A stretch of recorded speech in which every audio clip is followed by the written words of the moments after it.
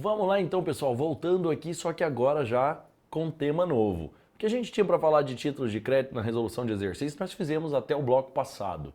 Agora a gente já começa a falar de recuperação de empresas e falência. E aí, obviamente, a gente entra num dos campos, na minha opinião, dos mais fáceis do direito empresarial. Entender recuperação e falência não é algo tão complicado assim, porque a própria lei de falências colabora muito com a gente. É uma lei aí de entendimento razoável, não é uma lei que traz grande dificuldade. Mas vamos dar uma olhada nessas questões, porque a gente entende o que é que está sendo falado, certo? Na tela de vocês. A respeito do processo de falência, assinale a afirmativa correta. Letra A. As restituições em dinheiro, determinadas por sentença judicial, poderão ser realizadas antes do pagamento de qualquer crédito. Perigo, hein? Que nós temos que separar aqui o que é crédito concursal e crédito extraconcursal. E dentro do concursal ainda tem uma ordem de preferência. Mas vamos ver as demais. Os créditos, ao serem classificados, os créditos com garantia real terão preferência sobre os créditos tributários, independentemente do valor do bem dado em garantia. Na verdade, a preferência é só até o limite da garantia de um bem. Então, se você tem um crédito no valor de R$1 milhão, mas o bem que está garantindo é de 600, 700 mil reais, obviamente, a sua preferência, a sua garantia será somente até o valor do bem, será somente até o valor da garantia. Então, eu não tenho como falar que independente do valor da garantia, certo? Então, também não está correta. Mas vamos lá dar uma olhada na letra C. Os créditos decorrentes das remunerações devido ao administrador judicial e seus auxiliares serão pagos com preferência em relação aos credores concursais. Sim, porque esses créditos de remuneração ao administrador e auxiliares são créditos extraconcursais. E aí, só lembrando aquela história que a gente já comentou no intensivo, quando a gente fala que um crédito é extraconcursal, significa que ele é um crédito da própria massa falida ou contra a própria massa falida. O administrador judicial, como é nomeado após a sentença, ele não é remunerado pelo empresário falido, ele é remunerado pela massa falida. Então essa é que é a grande questão. Tranquilo? Então, obviamente sobrou pra gente aqui a letra C como gabarito, porque é a letra correta, a letra C, mas ainda sobrou pra gente a letra D para poder analisar. Os credores remanescentes da recuperação deverão habilitar seus créditos na falência em qualquer hipótese quando da convolução da recuperação judicial em falência. Gente, nem sempre ele vai precisar habilitar, porque nós estamos falando aqui de uma convolução. Na convolução eles já estavam habilitados. Convolução significa pegar aquele processo de recuperação e convertê-lo num processo de falência. Ou seja, não tem a necessidade de você reabilitar essas pessoas. Elas já estão habilitadas. Ok? Vamos dar uma olhadinha então nas nossas respostas. Não é qualquer crédito, foi o que nós comentamos, diferenciamos inclusive concursal de extraconcursal, não é independente do valor dado em garantia e não tem a necessidade de habilitar os seus créditos na falência. E aí, não mais do que suficiente para entender, vamos tentar ver vislumbrar como é que funciona essa classificação de créditos. Nós temos os extraconcursais que não entram no concurso de credores, por isso recebem antes, e depois os credores concursais, trabalhistas até 150 salários mínimos e indenizações, acidente de trabalho, por exemplo. Depois a gente passa as garantias reais até o limite da garantia dada, ou seja, o limite do bem que foi dado em garantia real, seja um penhor, uma hipoteca, qualquer coisa nesse sentido. Depois, os créditos tributários, com a observação de que a Fazenda Pública não participa como parte da falência, depois os créditos privilegiados com privilégio especial e privilégio geral, depois quirografários.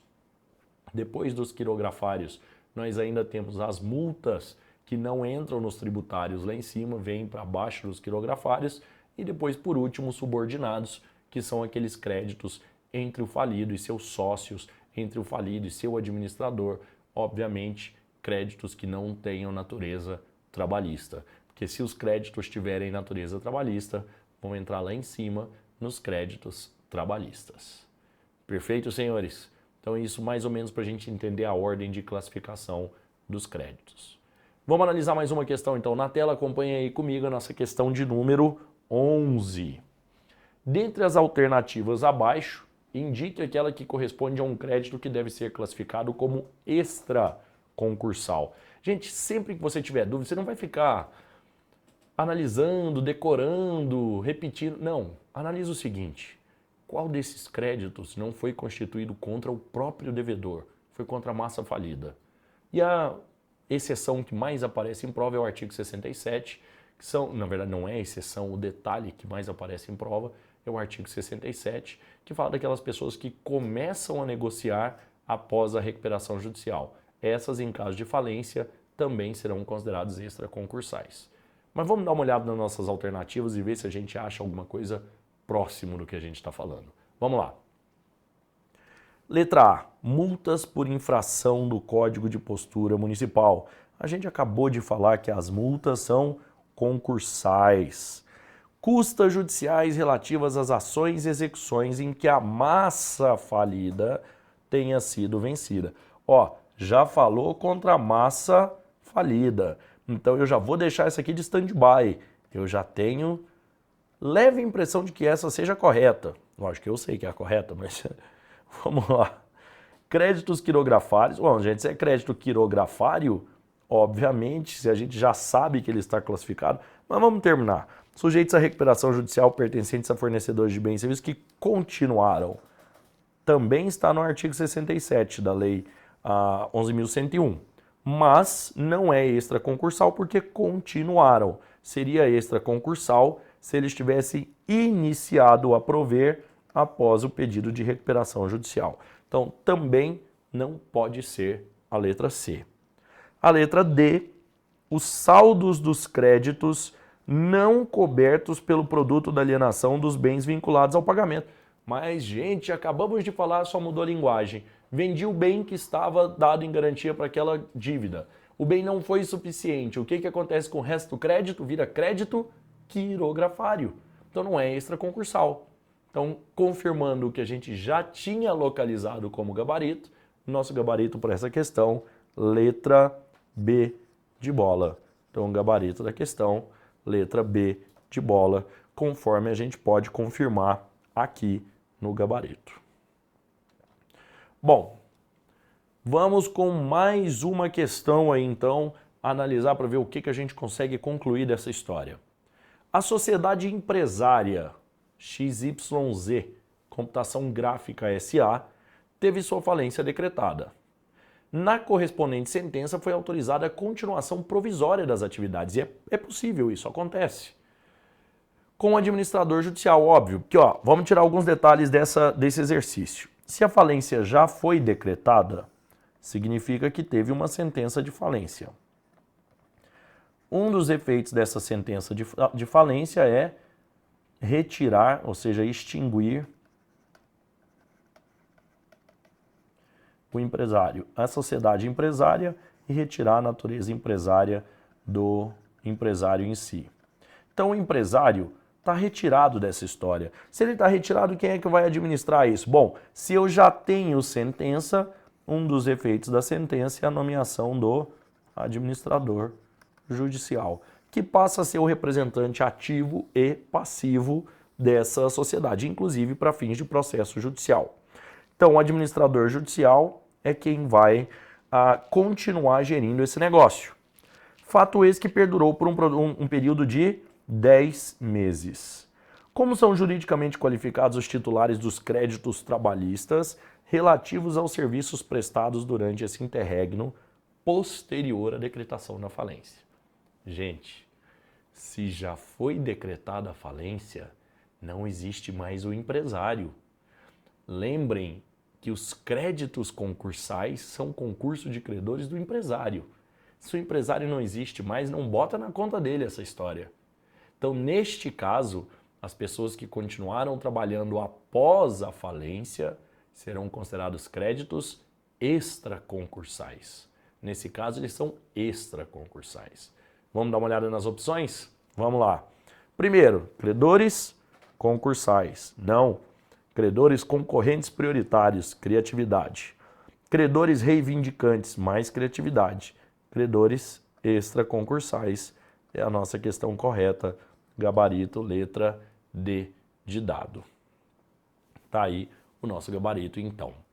Mais uma questão. Opa, tá aí o artigo 84, só Lei 11.101, né?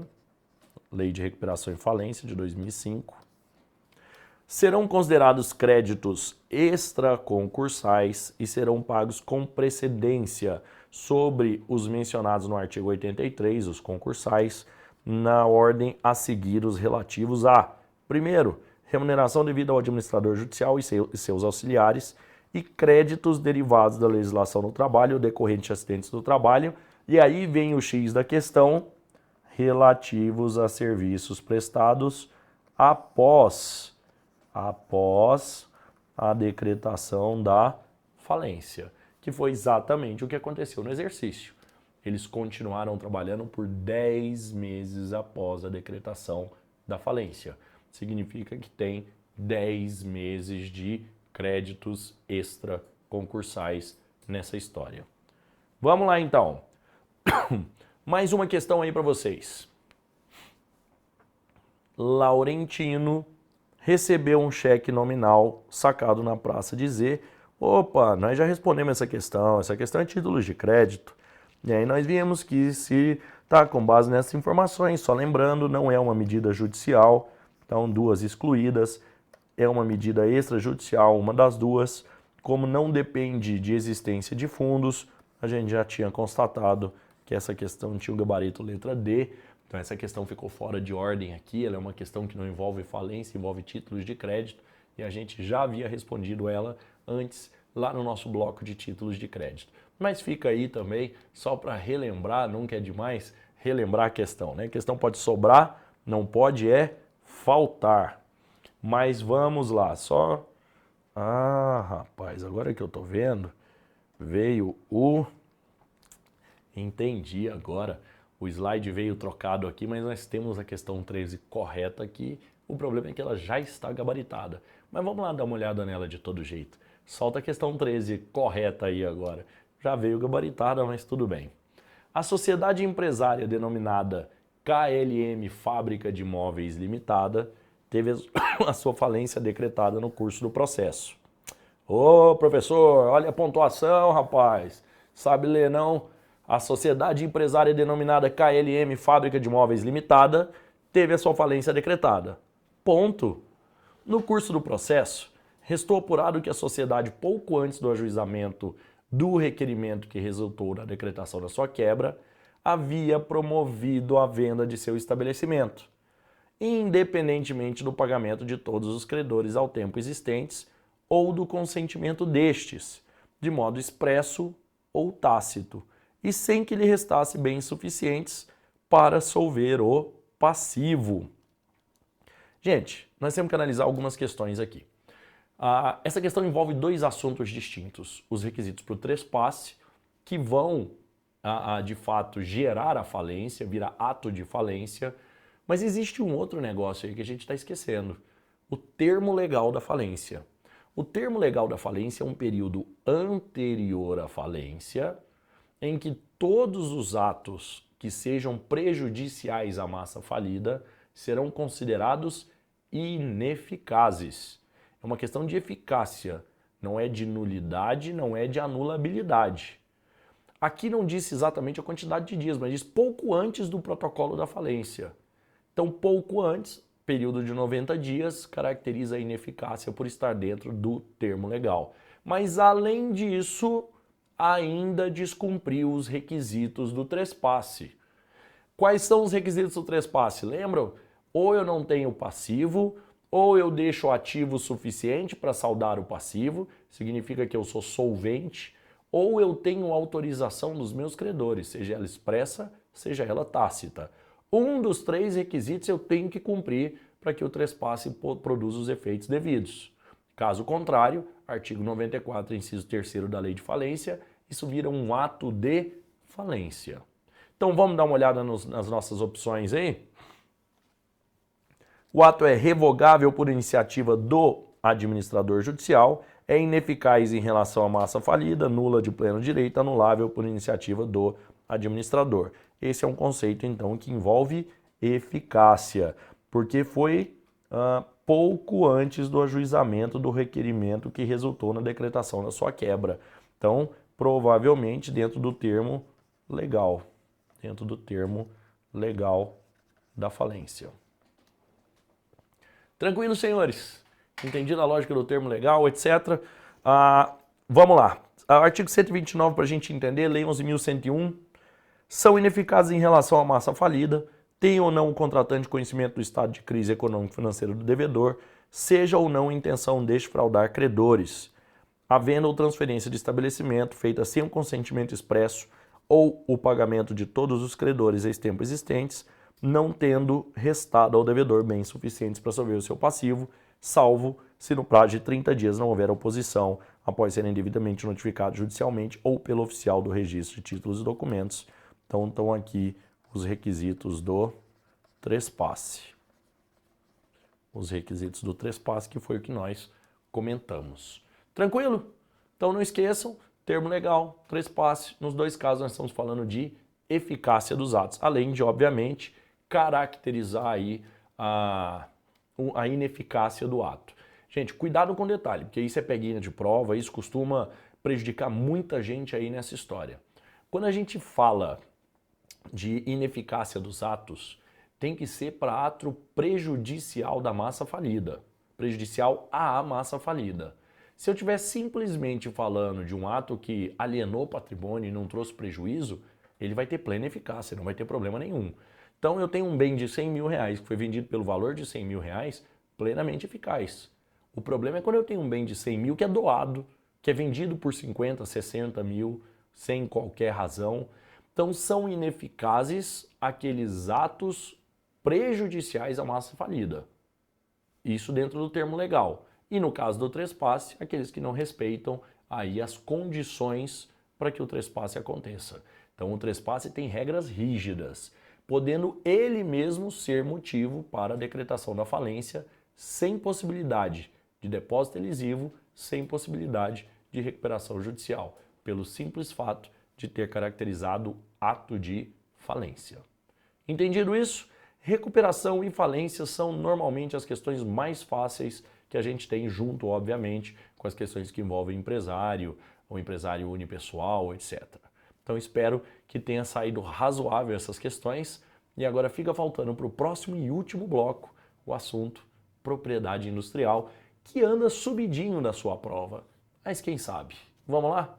Próximo bloco.